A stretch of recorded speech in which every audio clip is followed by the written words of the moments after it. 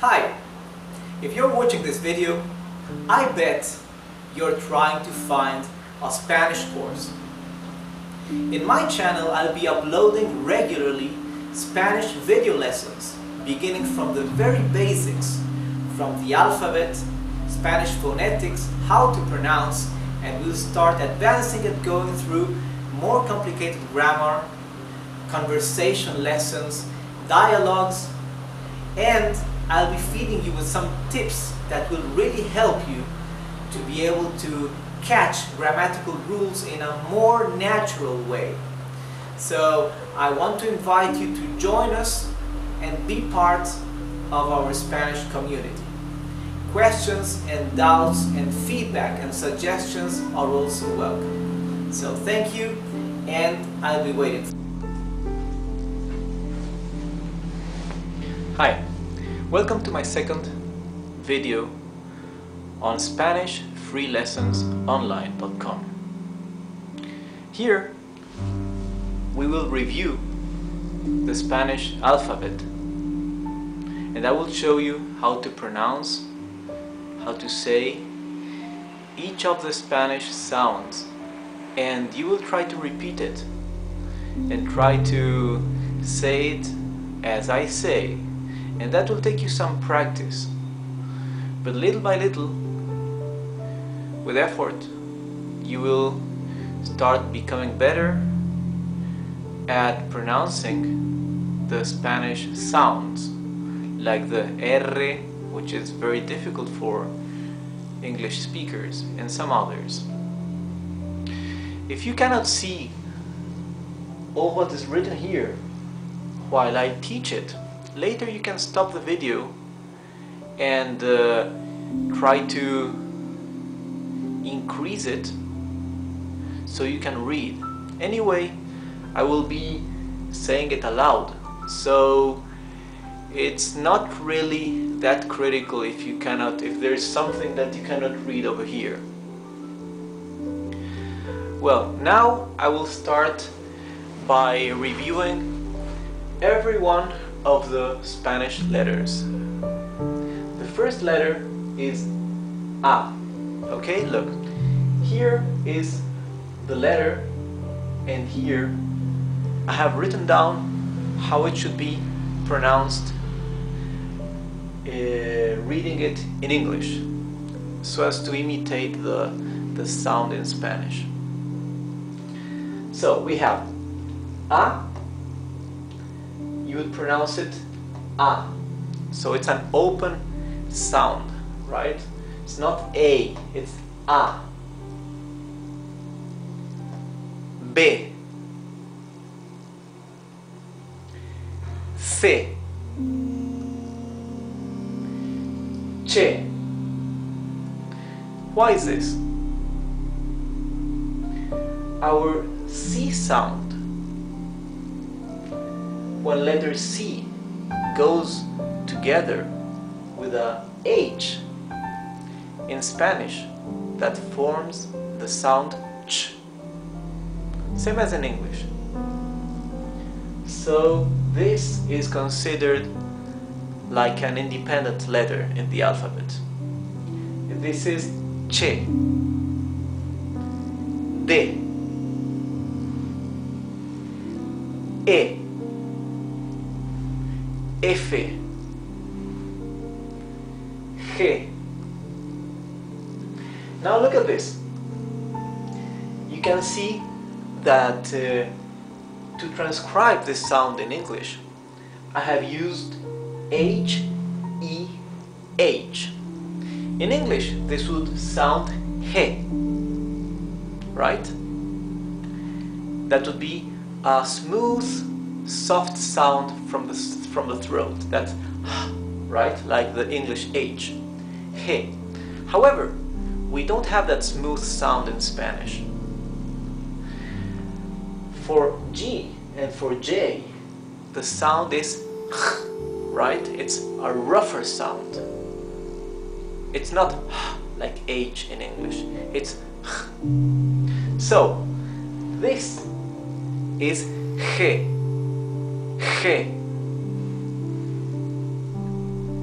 H is H. H. I. J.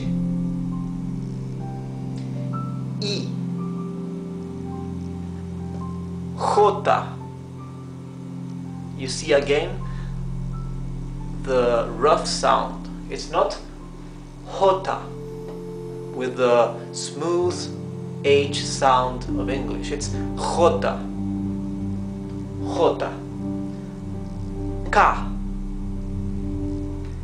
L.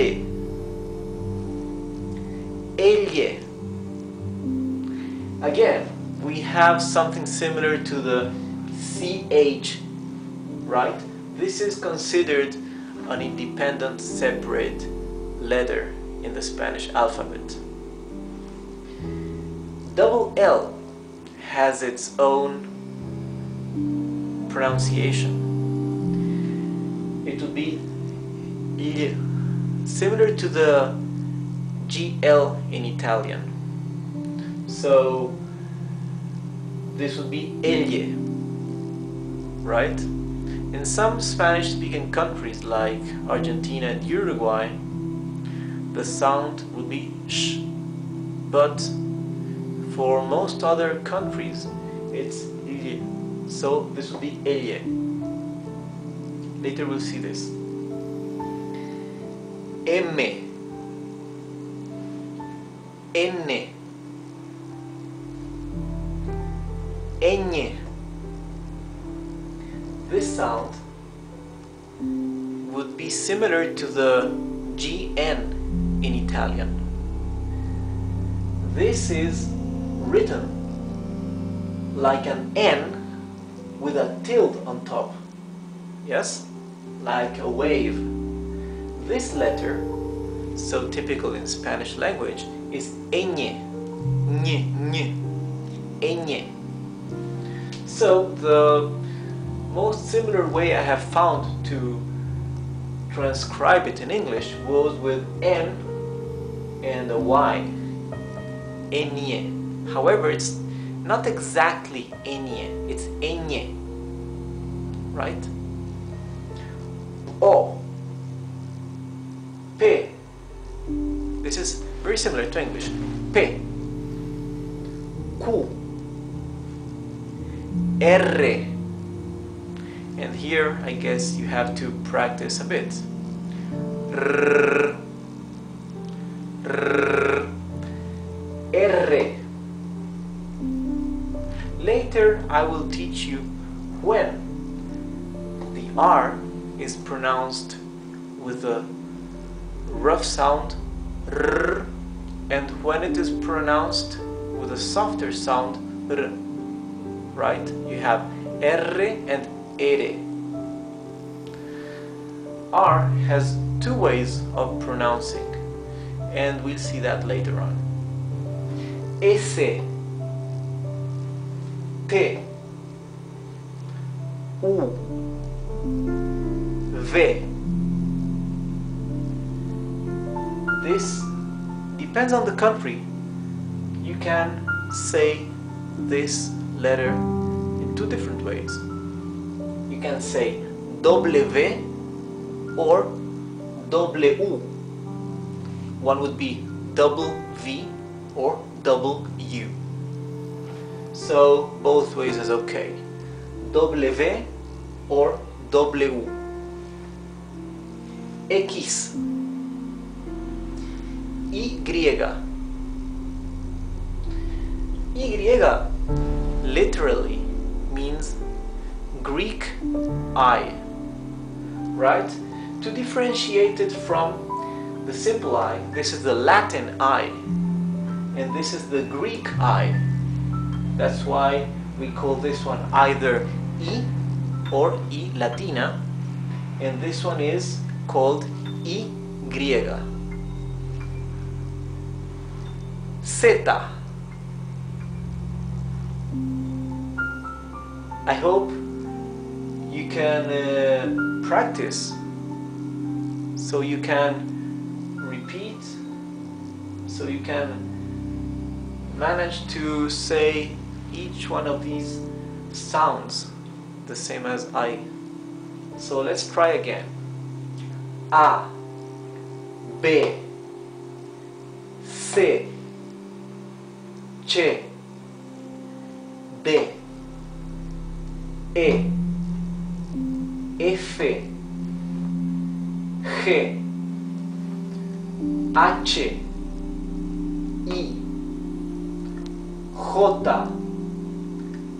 K, L, L, M, N, Ñ, O, P, Q, R, S, T, U. Hi everybody, welcome back to freespanishlessonsonline.com.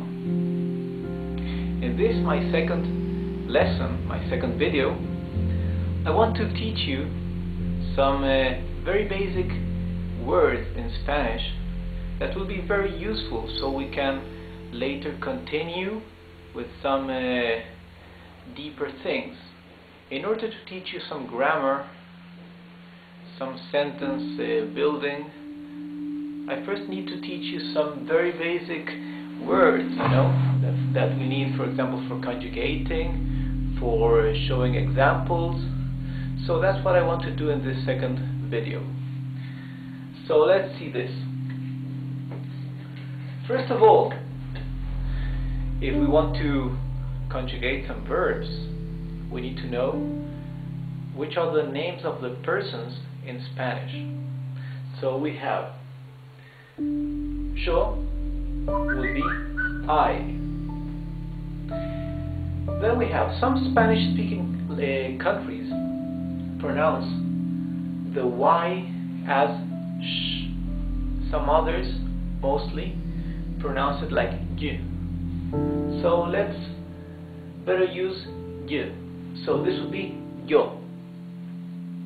Yo would be I. Tú would be you. Let me correct something here.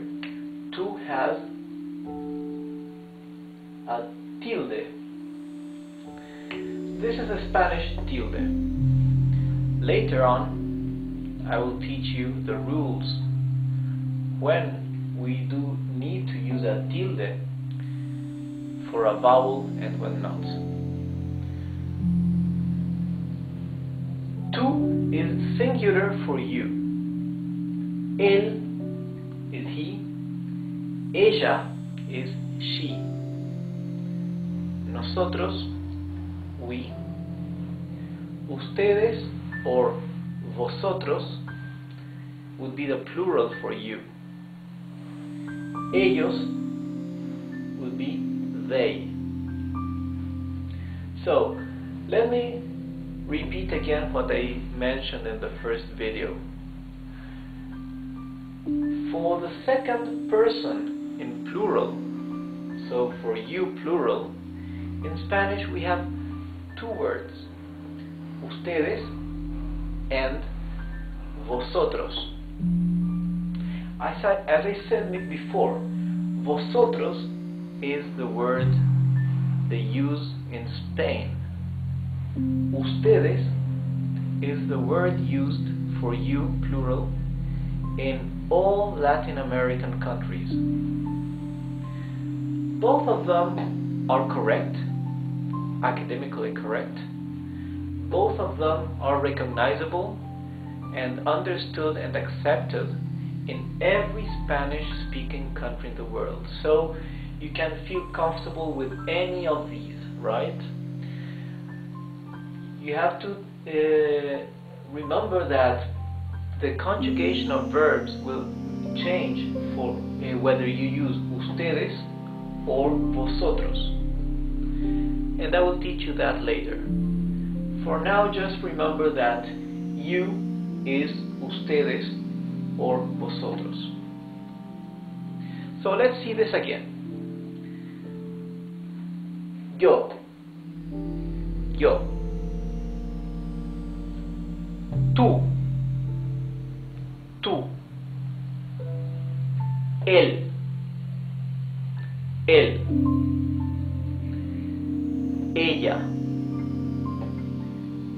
ella, nosotros, nosotros, ustedes, ustedes, or vosotros,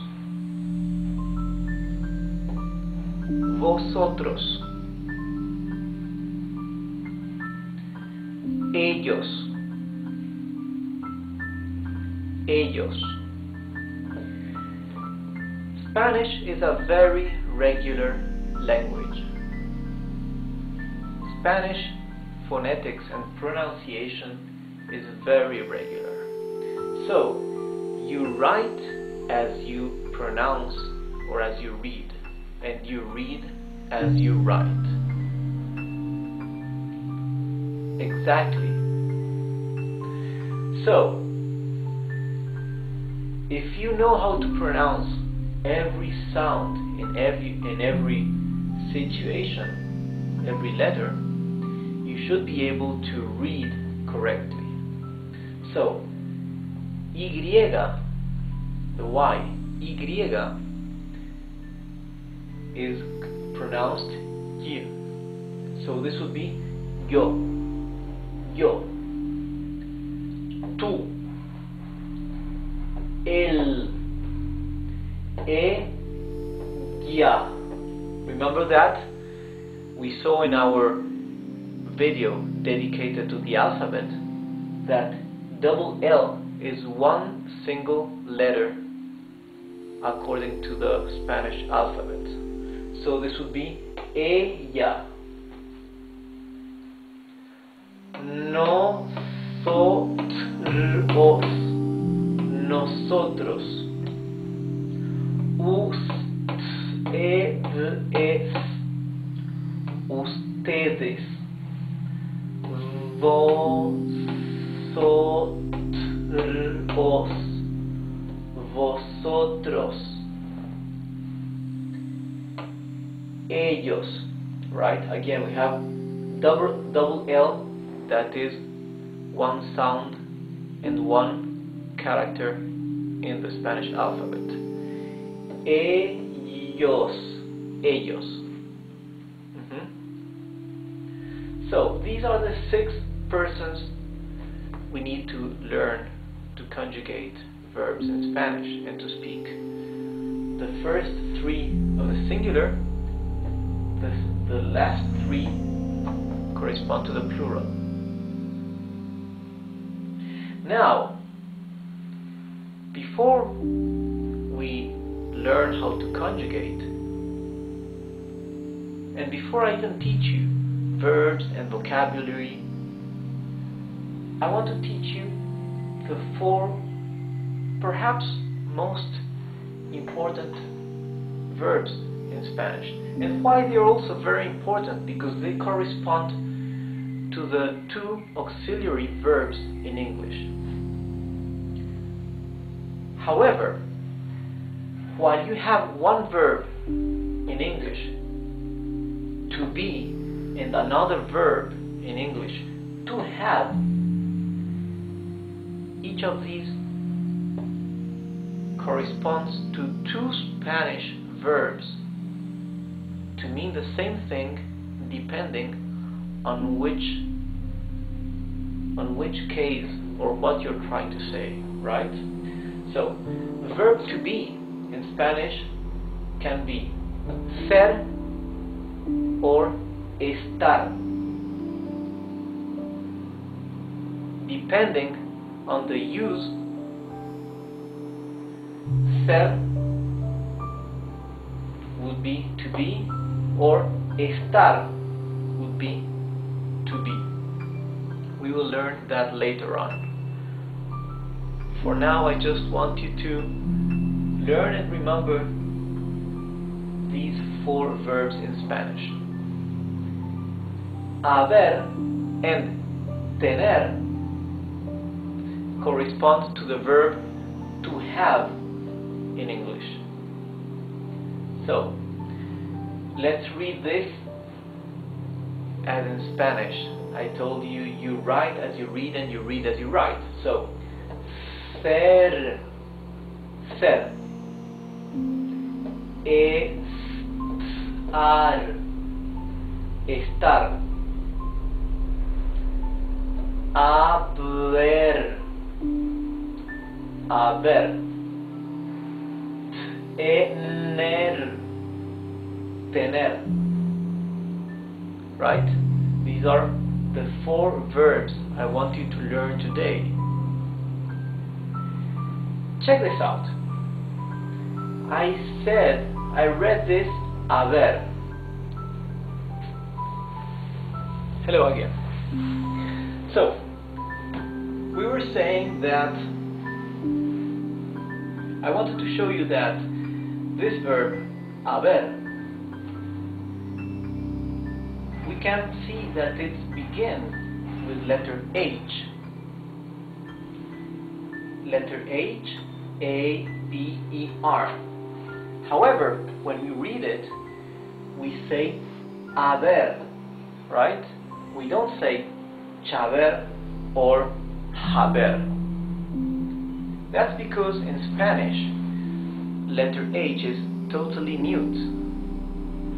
So, we don't pronounce the H. We only pronounce haber.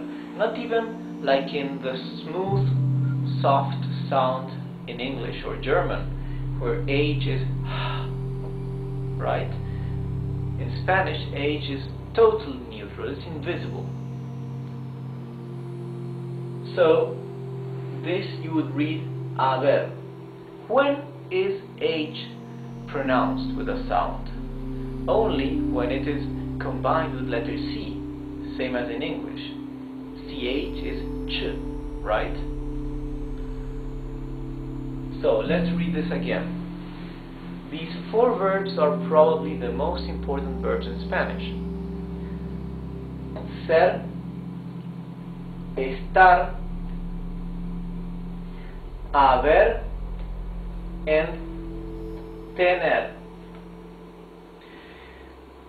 Ser and estar correspond to the English verb to be, and haber and tener correspond to the English verb to have.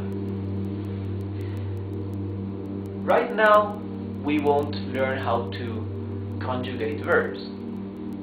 We will do that in a more advanced lesson. However, I want to give you an example just for you to see why we need to use a different verb depending on which usage of the verb to be in English.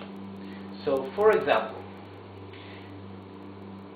if I want to indicate a state or a feeling, right? Like, I am happy, right? I am happy. I am happy. In Spanish, the word for happy could be feliz or contento. Let's use feliz. Feliz would be happy. I would say, yo, first person, yes? Yo estoy contento. Sorry. Yo estoy feliz. I am happy. Yo estoy feliz.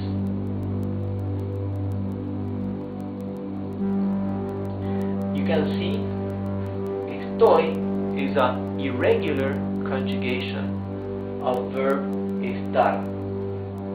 Let's forget that because we will not learn how to conjugate. Just I want to show you that now we have to use verb estar. Now I'll give you another example with verb to be.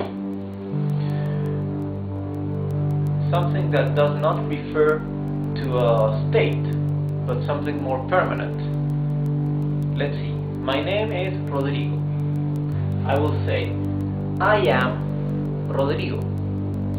Right? In Spanish, we would say, yo soy Rodrigo. So we use again an irregular verb. This time it's verb ser, right? You say yo soy Rodrigo. So for the same verb to be, we have to use either verb ser or verb estar, depending on what used. Now I'll give you the same kind of example for verbs haber and tener that correspond with the English verb to have. Let me think. If we want to say I have a pen. In Spanish, we would say yo, because I is yo. Yo tengo un bolígrafo. Pen is bolígrafo. So, pen, bolígrafo. Un is just the article, in the indeterminate article. Let's leave that for now. Yo tengo un bolígrafo.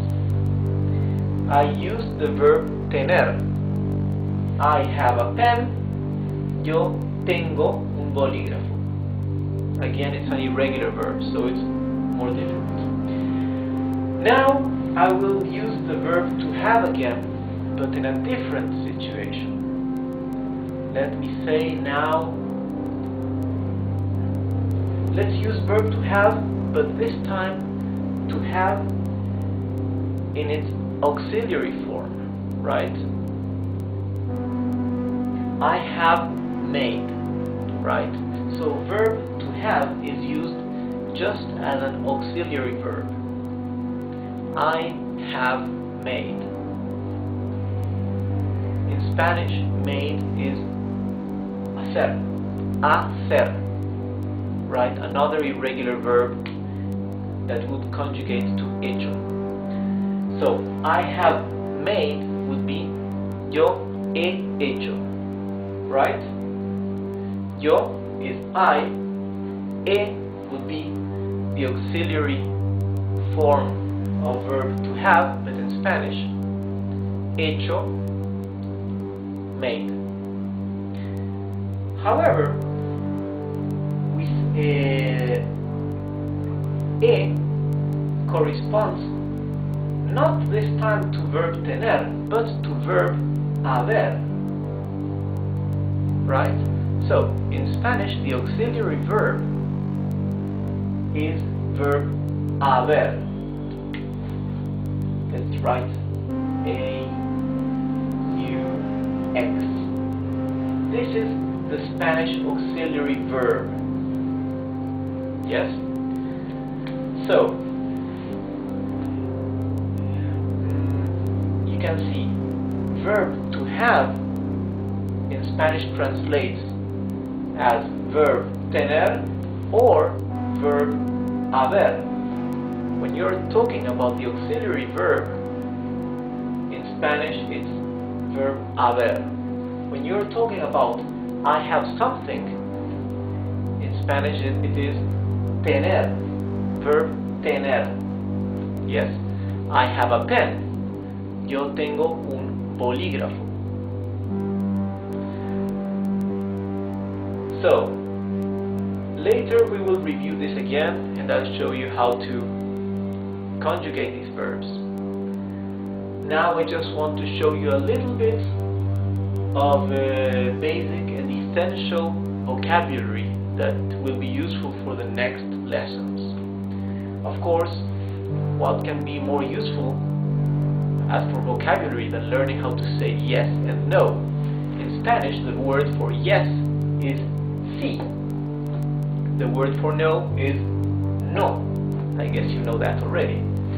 So, it will be sí, no. You can see that in Spanish, the vowels are very short sounds. It's not long sound like in English. It's not a, right? not I, O, U. No, it's very short and dry. A, E, I, O, U. You see? Very short and dry. So this would be si. This would be no. Okay? Well, that's enough for today. This was our second lesson. If you like these lessons and if you find them useful, please refer them to some of your friends. And also, if you want to receive an email every time I add new videos, please subscribe to my webpage, right? And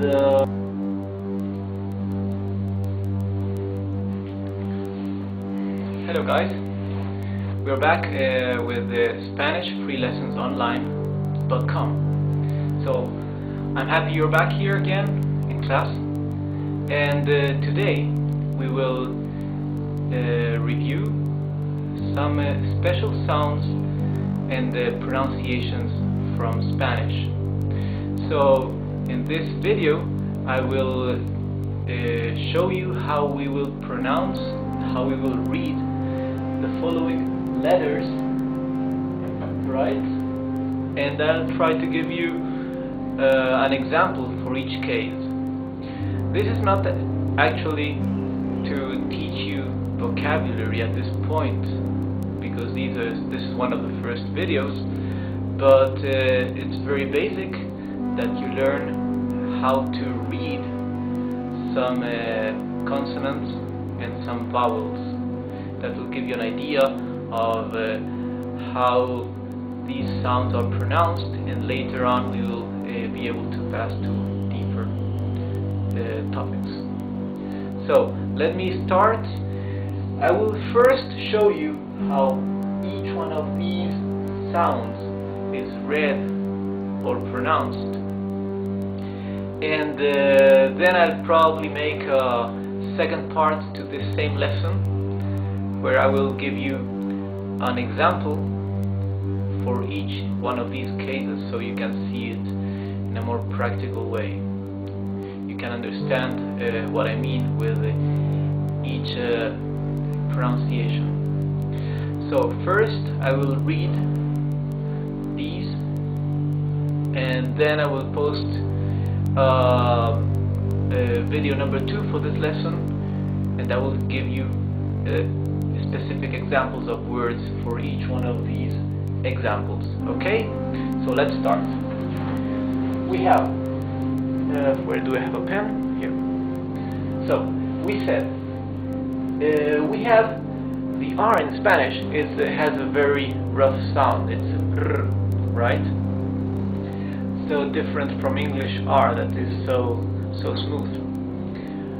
And we have actually two different sounds for the R in Spanish. One is the smoother sound would be r or r. For example, let's say word libro, that means book. Libro. You see, it's a very smooth R compared to the other R, r, right? So later, in my next video, I will give you examples for each one of these sounds. So now let me just mention each one of them. We have smooth R, r, rough R, r. We have the R is rough, r, like that, in two cases. One, when the R is at the beginning of the word. When it's the first letter in the word, it's r. Also, when the R is in the middle of the word, but it is double, like here, double R, it's also r, the rough R. If it's in the middle of the word, but it is not doubled, then it's the smoother R. L. This is like English L. L, right? Like same example, book, libro. Double L is pronounced like Y in yo, in I, yes? So, for example, rain, lluvia, would be with double L at the beginning of the word. Lluvia, that's double L. In some countries in Latin America, it's pronounced sh. It would be, for example, instead of lluvia, would be lluvia. Never mind. G. When G is before a consonant, it's the hard sound of the G. G. G. Right? For example, GR would be gr, or GM, gm, right? Also, G, when G comes with GU or GA or GO, the G has the same hard sound. It would be gu, ga, go. However, if the G is followed by an E or an I, it's he or he. Okay? The more similar sound in English would be the H. However, we don't have the smooth sound of the H in Spanish. We don't have we have a rougher sound, right? So this would be he and he. He, he. Gu, ga, go. Now look at this. Letter G. If we know that letter G with E is he, letter G with I is he.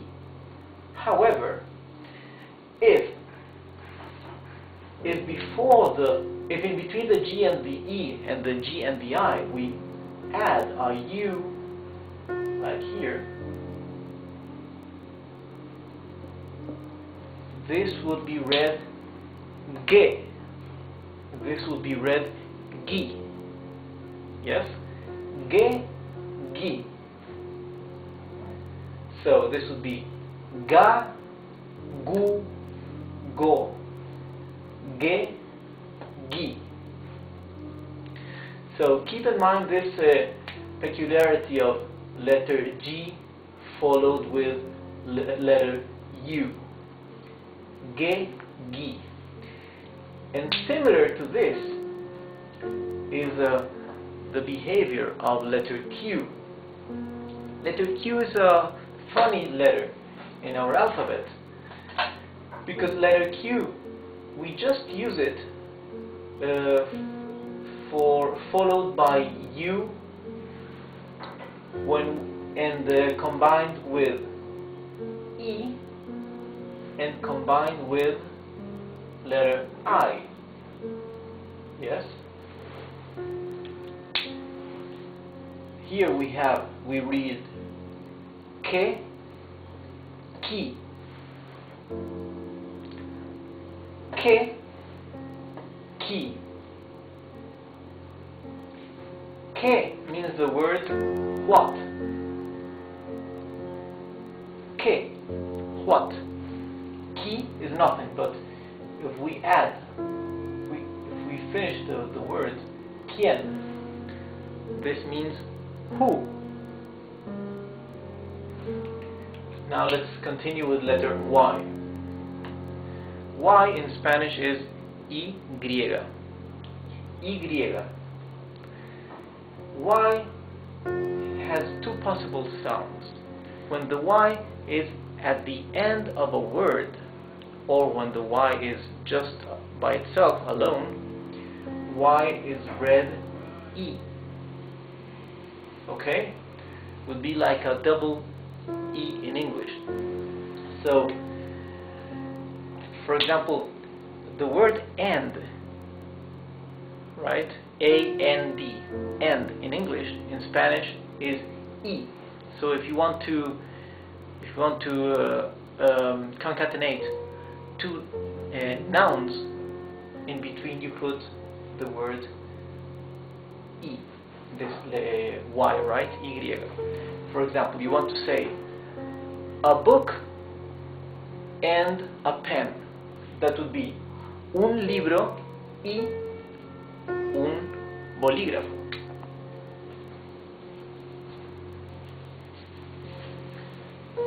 Hi. So in the previous video, in part 1, I was telling you that if you want to say a book and a pen, un libro y un bolígrafo, we have to use the word y, like here. Un libro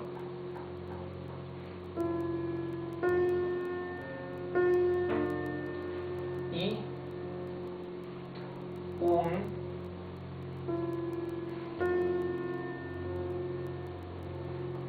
bolígrafo.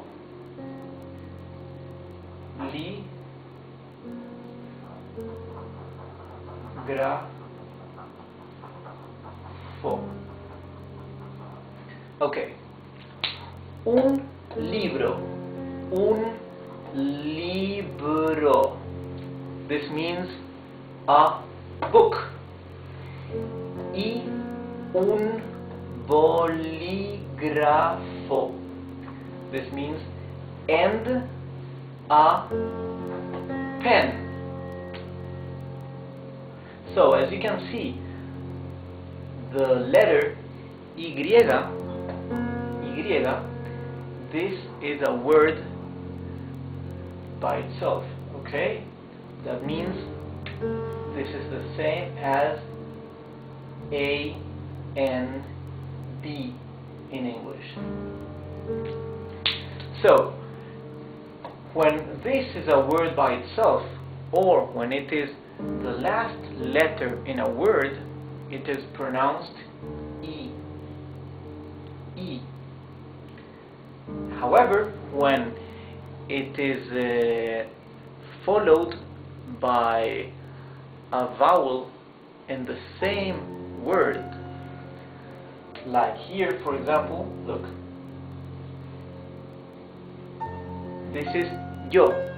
You see, it's a different sound. It's not E, it's J. J. It's yo. Yo. Let's see if you can copy, if you can reproduce that sound. Yo. Yo. Yo. Yo is the first person of the singular. It's I. I. Yo. Yo. Yo.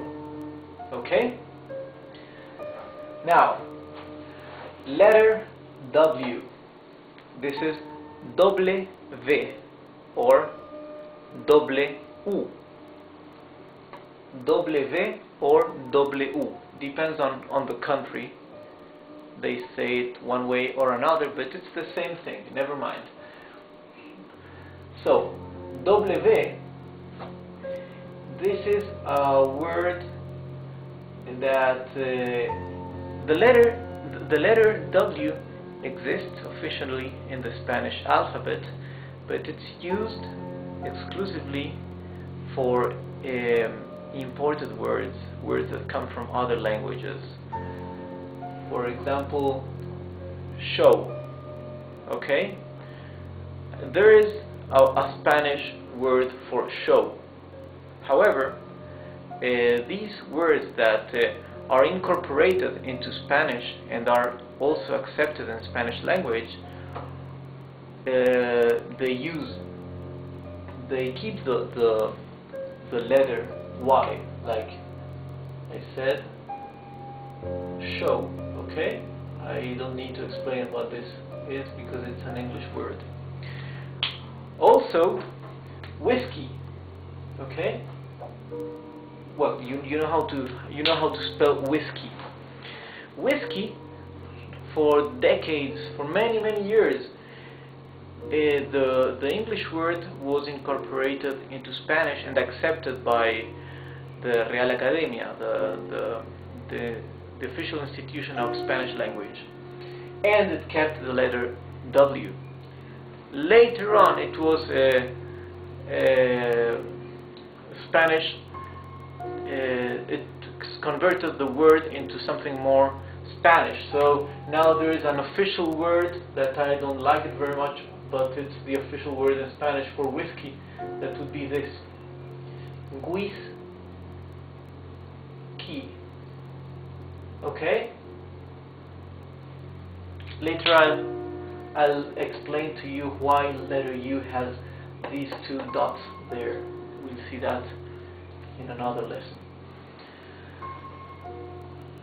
So, well, as I was telling you, W is used in Spanish for words that come from other languages. Okay? Now letter C. This is going to be easy for you because the behavior of letter C is similar to that in English. So when letter C is followed by A or by O or by U, it's the hard sound of C. Ka, ko, ku. When letter C is followed by I or by E, it's C, se, si, se. And when letter C is followed by H, it's ch. So this is very similar to English. So I guess it doesn't need any further explanation. Now H, I mentioned before that it's completely mute. So it doesn't even have the smooth sound of the H in English. Not even that. This is absolutely mute, except when it's preceded by C. Now letter X. Letter X is a very similar case as with W. So it's a letter that's included in the Spanish alphabet, but the words are a bit particular. So we have words like xylophone, that means xylophone, that begins with X. Then we have axioma. That's a letter. It's a word that also comes from another language. Axioma. X, x. This is with X. X. Letter X in Spanish is X. Axioma.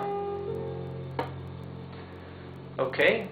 However, oh no, there are several words in Spanish actually, like excelente, for example. Yes, excellent, excelente, excelente. Later we will see more examples for each of these sounds. You can see excelente. This is not an easy word for somebody who's just beginning to study Spanish, because you can see it has a combination of X and C, right? But I just want to show you that X can be used at the beginning of a word or in the middle of a word also. Okay? Well, now in my next video I'll give you some examples for each of these sounds, okay?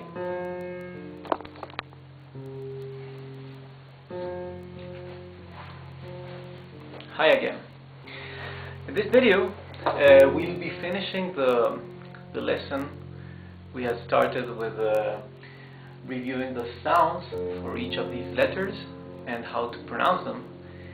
And here I have written examples for each of these sounds and phonetics that I'm teaching you. So we've seen all these cases in the previous videos, the R's, the L's, the G's, the Q's. Let's read them. Let's say the letters in Spanish. R, L, G, Q. And for the Y, W, I'll give you examples after I show you these. So we said for letter R, we have the rough sound R. As for Rio, Rio is river. Rio has the rough sound because the R is at the beginning of the word. Rio. However, if the R is in the middle of the word and is not doubled, it's a smoother sound. Aro. You see, it's smoother. Aro. This means ring. Ardilla or ardilla. Ardilla. Ardilla means squirrel. You can see r. It's a smoother sound. Ardilla. It's not ar. It's ardilla. Now, when the R is doubled in the middle of a word, it's the same rough sound as the R at the beginning of the word. So this would be arreglar. Arreglar. Arreglar.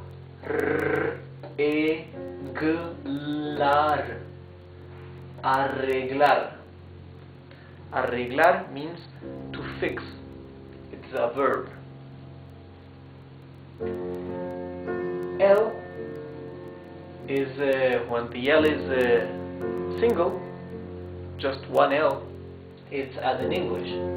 Levantar, to lift. Levantar. Levantar, to lift something, yeah? Double L, the sound changes. No matter if it's at the beginning of a word or in the middle. Double L has a sound G, right? Like lluvia. G, U, V, I, A. Lluvia.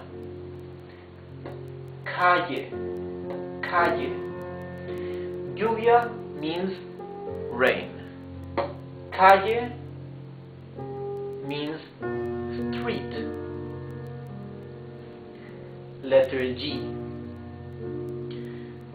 Letter G has many cases. That's why I've written 4 rows of G's. For G followed by A, O, and U, it's the hard sound. Ga, go, gu, g. Yes? As in gas. Gas. That's gas, you know. Gorro. G-O-R-O. Gorro. This is a cap. A cap. Agujero. A-G-U-G-E-R-O. Agujero. That's hole. A hole. Now, when the G is followed by letter E or letter I, in Spanish, it's letra E or letra I, right? Like in gente, you see it's a different sound of G. It's gente, that means people. Gitano. Gitano. Gitano. This means gypsy. Now, when the G is followed by U, I, or U, E, the U is muted, but the G acquires the harder sound for I and E, right?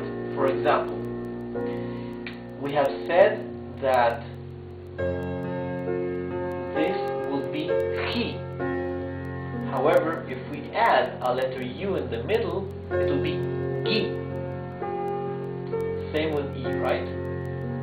We said this is red, he.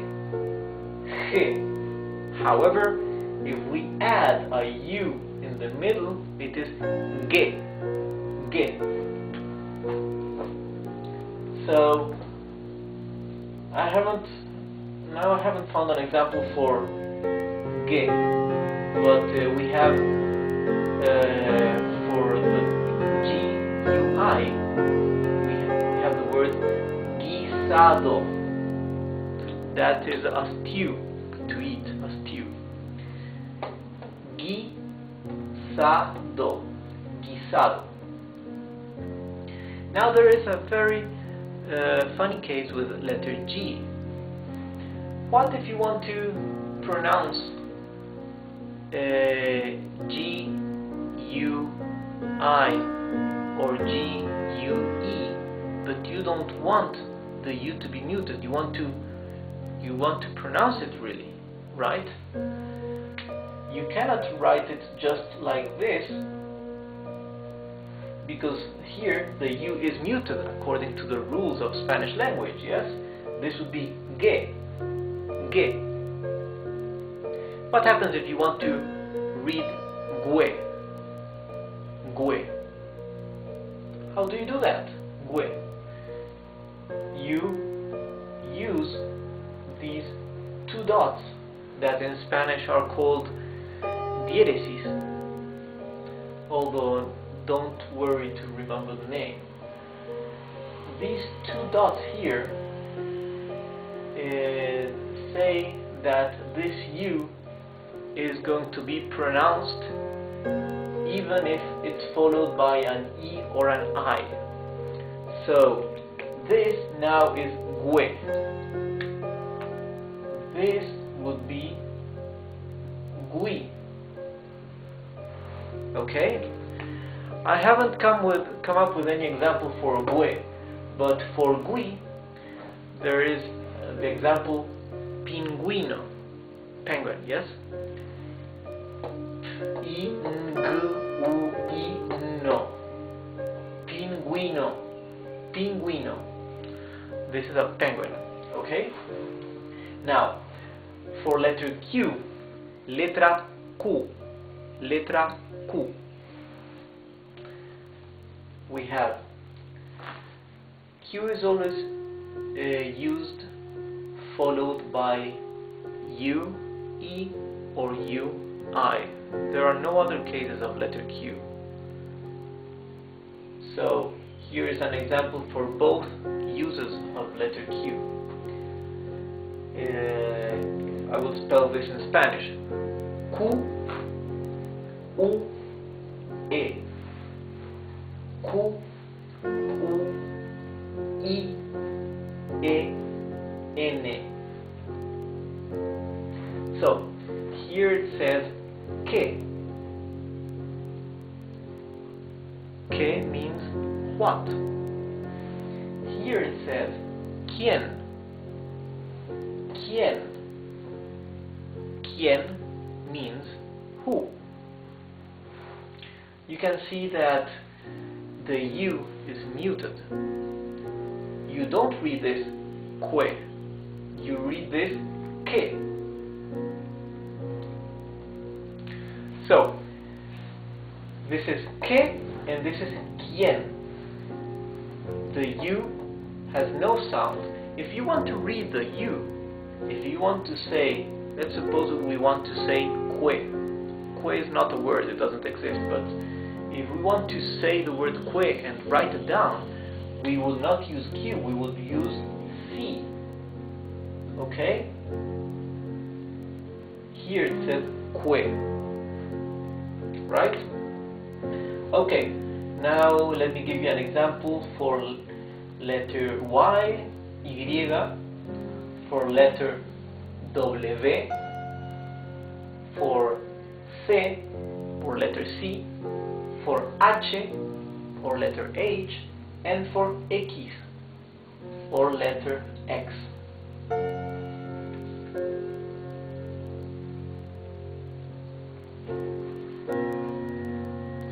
So we said that letter Y, when it's at the end of a word,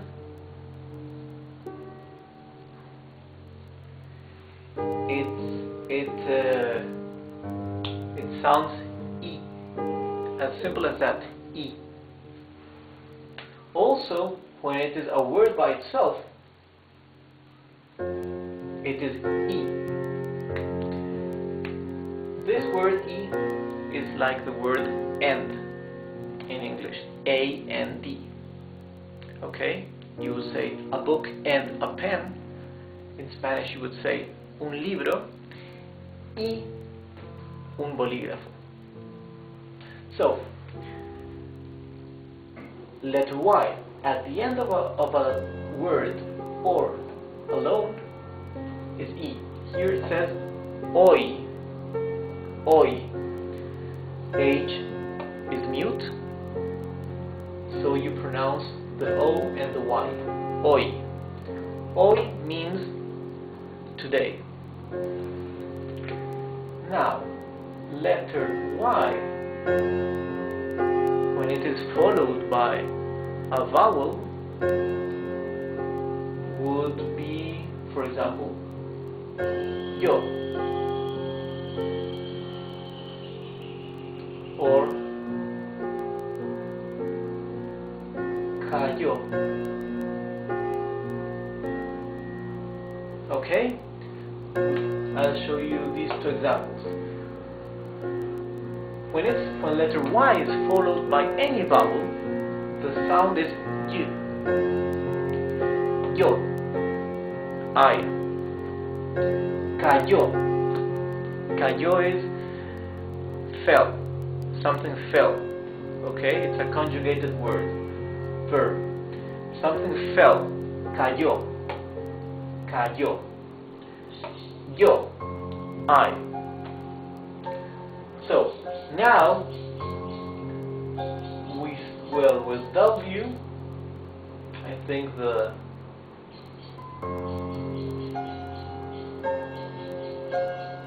whiskey, or without the H, I've seen it written many different ways actually. This is an English word, right, that has been incorporated into Spanish before Spanish it created its own word for the same thing, whiskey.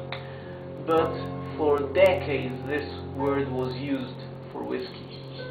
So it kept letter W. So letter W is only used for these cases of imported words, right? There is no native Spanish word that uses W. Same thing with letter K, okay? Because native Spanish words for the sound K, they use either letter C or letter Q. But letter K is included in the Spanish alphabet because also many imported words that come from other languages, they keep the K. I don't know if perhaps to distinguish them as imported words, but an example for this would be kilometer, right? Kilómetro. Kilómetro has K. Kilogramo. Kilogramo.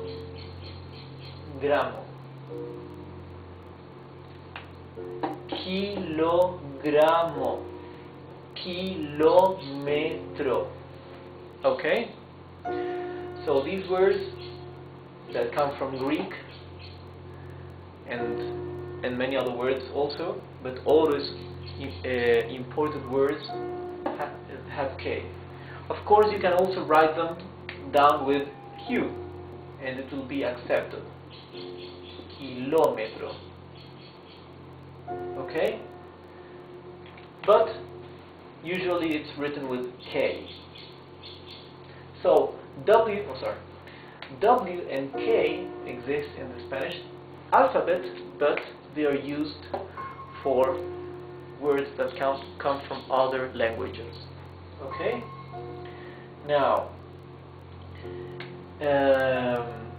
C, okay?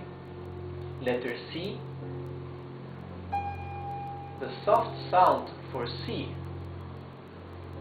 this is similar as in English. Let's see. Cebolla. Cebolla. Cebolla means onion. You see, it's the soft sound.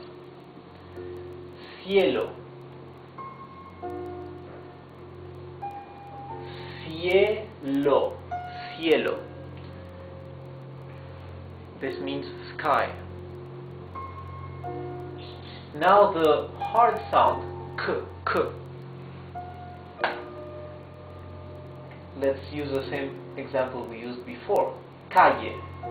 Calle means street. Calle.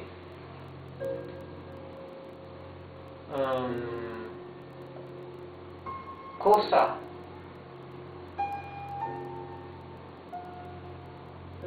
Cosa. Cosa. Cosa means thing.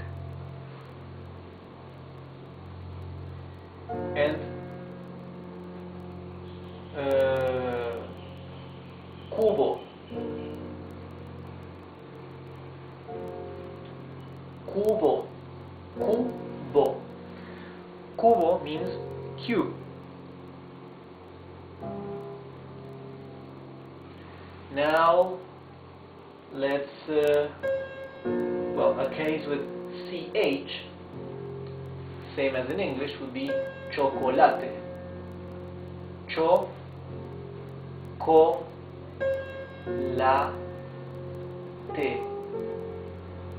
You see how regular Spanish is. You write as you read as you write. Chocolate.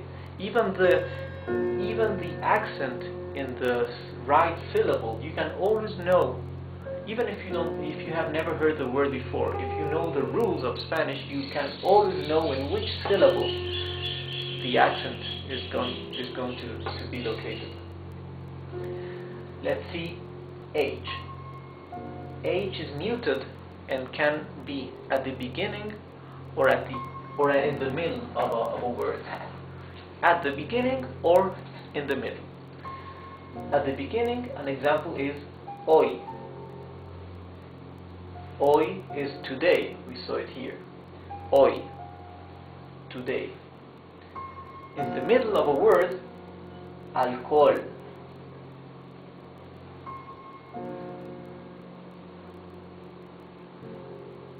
Alcohol. You see, in both cases, the letter H is completely mute. Hoy, today. Alcohol. Alcohol. Alcohol, yes? It's totally mute. And now for letter X. Also another letter it's a letter. So, our last letter is letter X for today. Letra X. X. Letter X is not very used in Spanish, but there are several examples. I mean, it's not one of the most used letters. Let me give you 3 examples. One word would be axioma.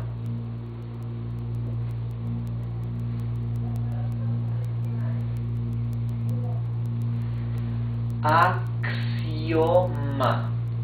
Axiom, yes? Axioma. Axioma.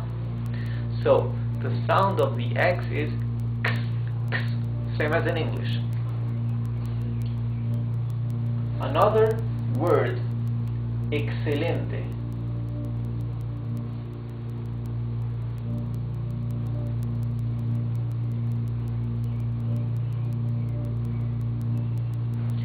Excelente. Excelente. Okay, this word is difficult because it has a combination of X and C together. Excelente. And another word, and this is a peculiar word, xylophone.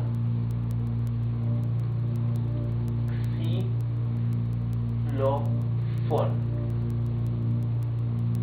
Sorry. Xylophone. Xylophone. Okay, this one begins with X. It's xylophone in English, okay? So let's review these letters, pronouncing them in Spanish.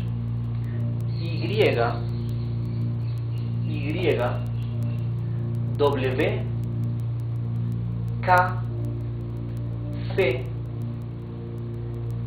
Ch or CH. The CH is Che. H, X, O, Y, C, A, Y, O, W, I, S, K, E, Y,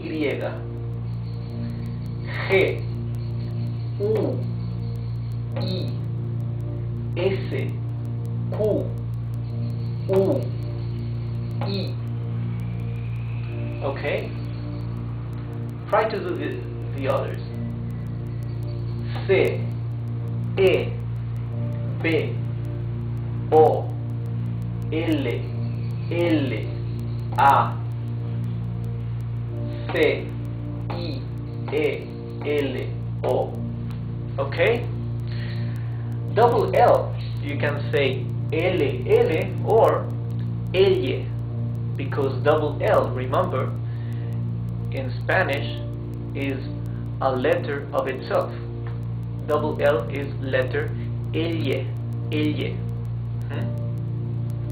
So, well, this is enough for today, and well, yeah, I hope it was clear enough.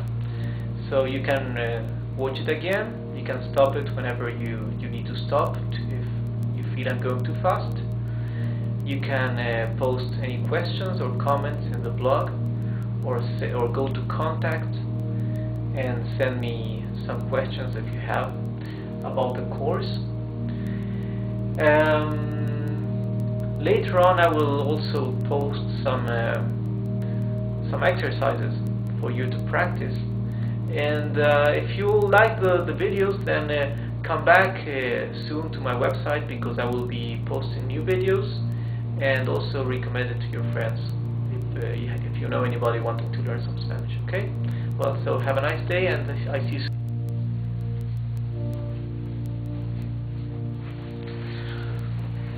Hi everybody. So welcome again to the, I think it's the 4th lesson of SpanishFreeLessonsOnline.com. So in this video I want to start teaching you the conjugation of some verbs. In one of our lessons I told you that in Spanish we have four verbs that are perhaps the most important of all, and these correspond to the English verbs to be and to have. Well, now today we will learn how to conjugate in the present tense only the verbs that correspond to the English verb to be. The verb to be in Spanish has the corresponding verbs ser and estar. These are two different verbs. So when to be refers to the more permanent state, we would use verb ser in Spanish, S-E-R, ser. When we refer to verb to be in the transitory state, in Spanish we would refer to the verb estar, estar. Okay? So what do I mean with permanent state or transitory state? Actually, those are expressions I came up with because I don't know which would be in English the right way to call it. But this is what I mean. You know that when you're using the verb to be, you can refer to something more permanent as I am your teacher. Okay? Or I am Rodrigo when you refer to somebody's name. Okay? This would be a more permanent state, and in Spanish corresponds to verb ser, S-E-R, S-E-R, ser. Now, when you're using the verb to be in its more transitory state, then in Spanish corresponds with verb estar. Transitory state, like for example when we refer to a state, to a feeling or a state of mind. For example, I am happy today. Or let's see, what examples did I give you with ser? I said I am Rodrigo and I am your teacher. Okay, yeah, that's something more permanent, yes? So something more less permanent or transitory. I am happy, right? A state of mind or a feeling that would correspond with verb estar. You can say I am sad, or I am growing, or even when you use verb to be as an auxiliary verb, okay? An action that you're doing, that's also something transitory. That in Spanish also corresponds with verb estar, that will also assume the function of auxiliary verb, same as verb to be in English. So you would say I am running, okay? In Spanish you would use estar, yo estoy corriendo. Okay? So keep this in mind and remember that verb to be, as when referring to a permanent state, is verb ser. Verb to be, when referring to its transitory state or function, it's verb estar. Okay? So in Spanish, verb is verbo. Verbo ser, verbo estar. Okay? Now let's start to conjugate. Yo soy. That means I am. So, sorry. This first part is conjugation present for verb ser. The lower part of the whiteboard is conjugation of verb estar. Oh, so let's begin with verb ser. Yo soy. Tú eres. Él es. Or ella es. This means I am. You are. He is or she is. Él means he. Ella means she. Nosotros means we. Vosotros or ustedes is you, plural. Ellos means they. Ellos, they. So we have first three persons of the singular and the three persons of the plural. Now look at this. For you, plural, right? You in the plural, in Spanish you have two accepted ways. Vosotros and ustedes. Vosotros is what is used in Spain. Vosotros. Ustedes is what is used in all Latin America. Both ways are accepted, both ways are fine, so you can just try to focus more on what is easier, more comfortable for you. The conjugation for vosotros or ustedes is different. Vosotros has a conjugation of its own. Ustedes conjugates exactly the same as ellos, as they. Okay, that's why I drew these two lines here, because the second and third person of the plural, if you use ustedes, the Latin American way, they conjugate the same. Okay, that's for any verb. So let's see this again. Verb ser, to be permanent state. Okay. Yo soy. Tú eres. Él, ella es. Él es. Ella es. He is or she is. Nosotros somos. Vosotros sois. Vosotros is you, plural. Vosotros sois. This is what they use in Spain. Vosotros sois.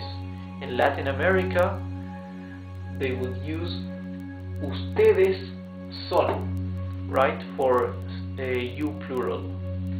Ustedes son. So, vosotros sois and ustedes son. Vosotros sois. Ustedes son.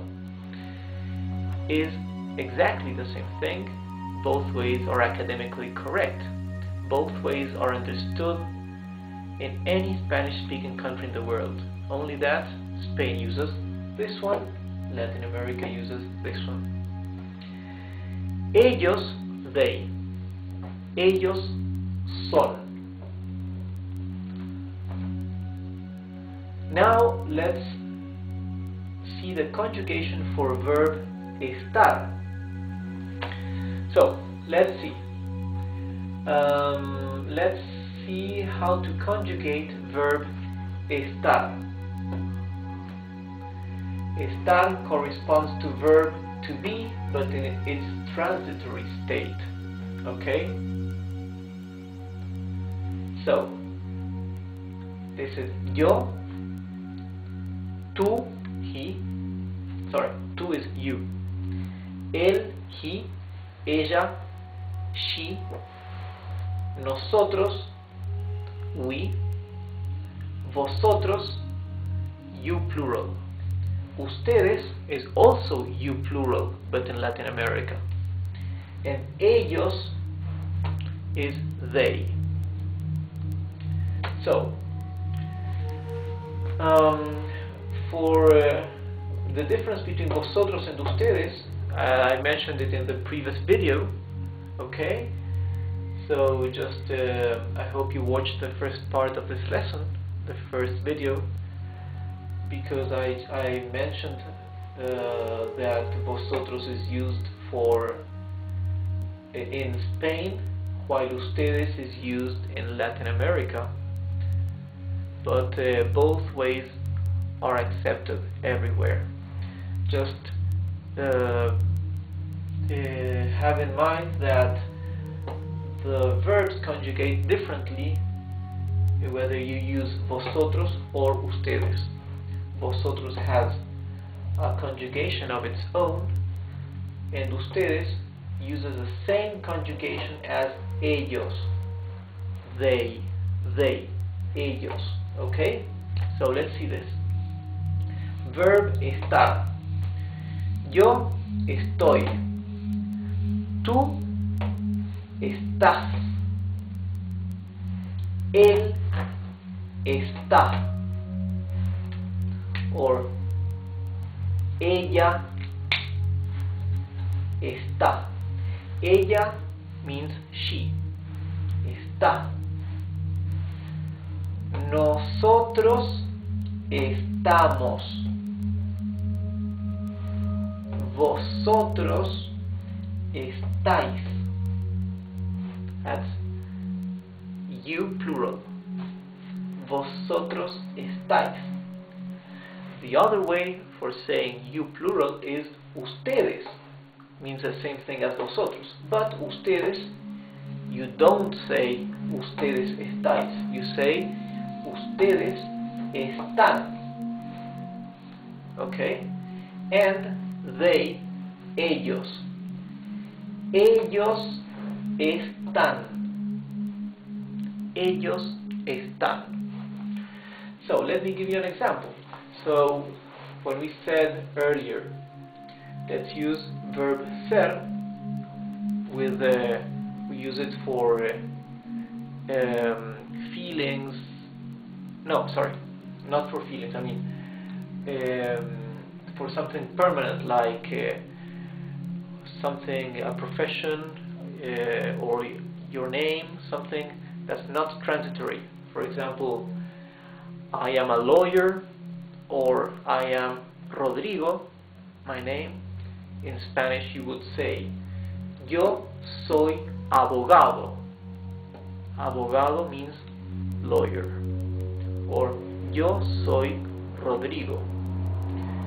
Yo soy abogado, lawyer.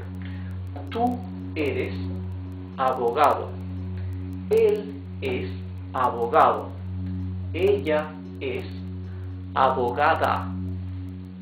Because nouns and adjectives in Spanish are masculine and feminine.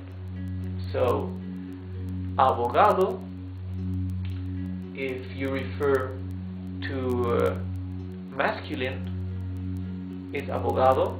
But if you're referring to a woman, it's abogada. It's feminine. We'll see that in another lesson. Nosotros somos abogados, plural, with S. Vosotros sois abogados.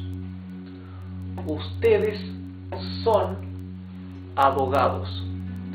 Ellos son abogados. That means they are lawyers. Okay? Now with verb estar, which means to be in its transitory state. So something less permanent than somebody's name or somebody's profession would be somebody's state of mind. Yo Yo estoy preocupado. Let's see. Preocupado means worried or preoccupied, okay? Worried. Preocupado. Let's see. Yo estoy preocupado.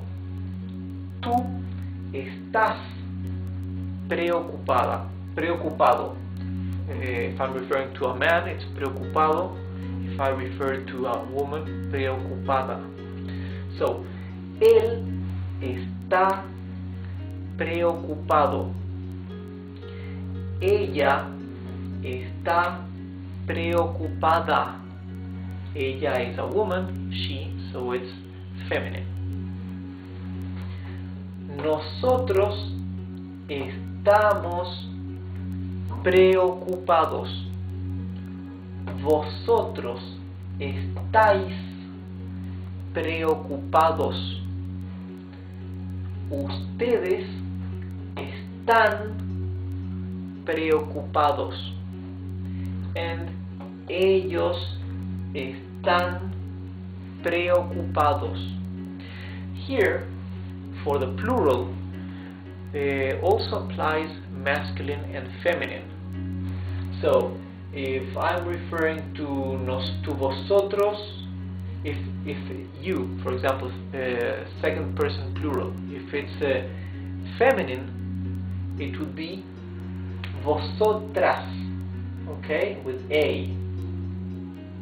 Nosotros, we, if I'm referring to a feminine group, would be nosotras. Ustedes does not change, right? But ellos, you see that has an O, that refers to masculine.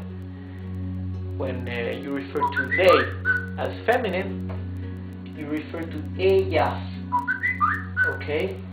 Ellas. So, also preocupadas, right? The adjective will also be feminine. So, nosotras estamos preocupadas. Vosotras estáis preocupadas. Ellas están preocupadas. Okay? So, this is how we conjugate verbs ser and estar, that are probably the most important verbs in Spanish. That's why I wanted to begin with these two verbs in the present tense. These are not easy verbs because these are irregular verbs. So you have to memorize this, but we will be practicing with these verbs and conjugations, so it comes naturally to you. And later on, when we learn how to conjugate regular verbs, you'll see there is a rule, and that rule can apply to most verbs, because most of them are regular. So it's going to be easier to remember. Okay. So, well, this is all for today's lesson.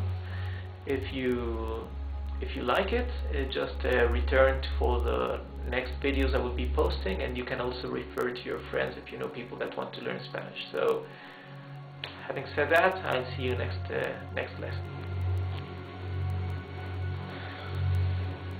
Hi there. Welcome to our 5th lesson in our Spanish free online lessons.com. In this, our 5th lesson, we will see some basic words and phrases, some very basic ones to begin with, so you can practice, try to pronounce, and hopefully memorize. Okay, these are very basic and useful expressions, as you can see here in the whiteboard. So let's begin with greeting. Okay, let's see. When we greet in Spanish, we say hola. Here in black, I have written the words in Spanish, and below in blue the translation in English. So, hola is hello. You say hola. Ciao. Ciao is bye. And adios is goodbye. So, you say hola, hola. That's hi, hello. You say ciao, like bye, or you can say adios. Adios. You see, in Spanish, you write as you read, and you read as you write. Adios. Adios. Ciao. CH is one letter in the alphabet, in the Spanish alphabet, right? It's letter Ch. This is ciao. And this is hola. H is mute, as we said before. Now, for good morning, good afternoon, and good evening or good night, in Spanish we say buen día. Buen día. That is good morning. Literally, buen means good. Día means day. But the expression buen día means good morning. Buenas tardes. That is good afternoon. Buenas tardes. Buenas tardes. And for good evening or good night, there is only one expression, that is buenas noches. This expression, buenas noches, in Spanish is used indifferently for good evening or good night. Buenas noches. Buenas noches.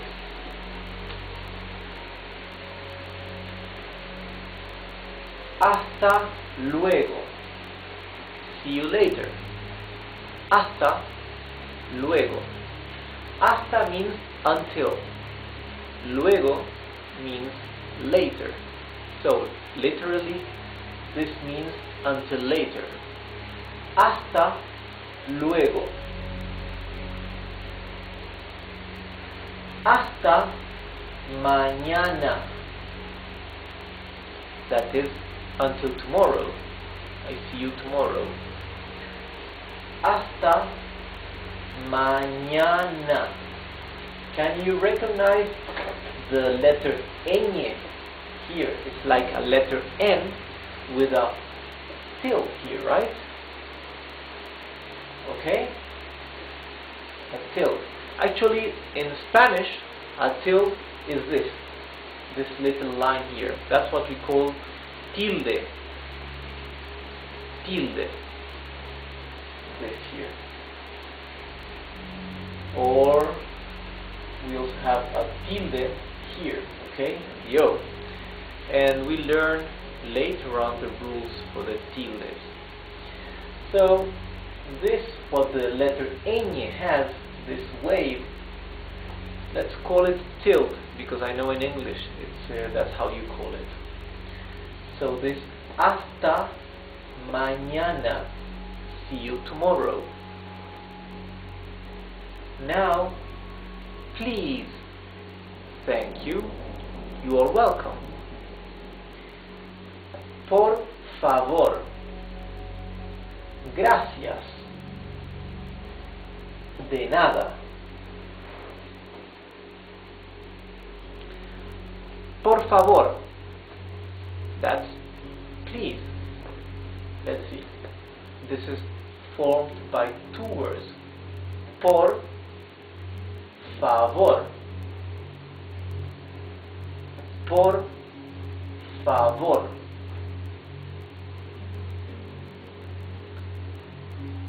Gracias. Gracias. That means thank you.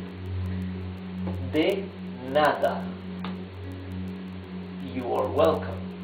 Literally, this means of nothing. De nada. De nada.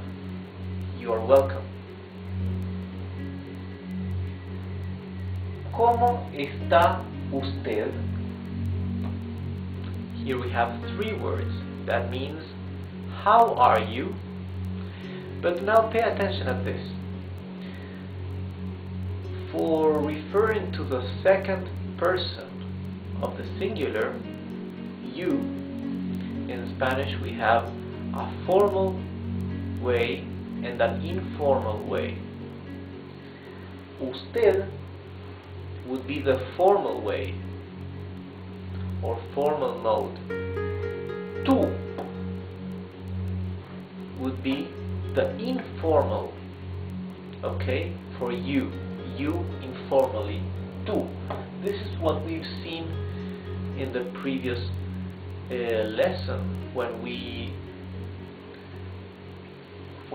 studied or when we saw the or at least we mentioned the conjugation of some basic verbs like to be and to have. I think we only did to be. Okay, let me mention this. Although later we'll see this in more detail. Okay. Tú and usted mean the same thing, although one is formal, the other one is informal, okay? When you talk to somebody with more respect, with whom we don't have enough confidence in Spanish, we refer to that person as usted, okay? For formal you. If it's a friend or somebody we know well, or a relative, or we use tú. That's informal you. However, the conjugation of the verb that accompanies the subject the conjugation will be different if we use usted or if we use tú. Actually, when we use usted, we conjugate the verb as we would for the third person of the singular. So for he or she, that would be for él or ella. Okay? Él, ella, he or she.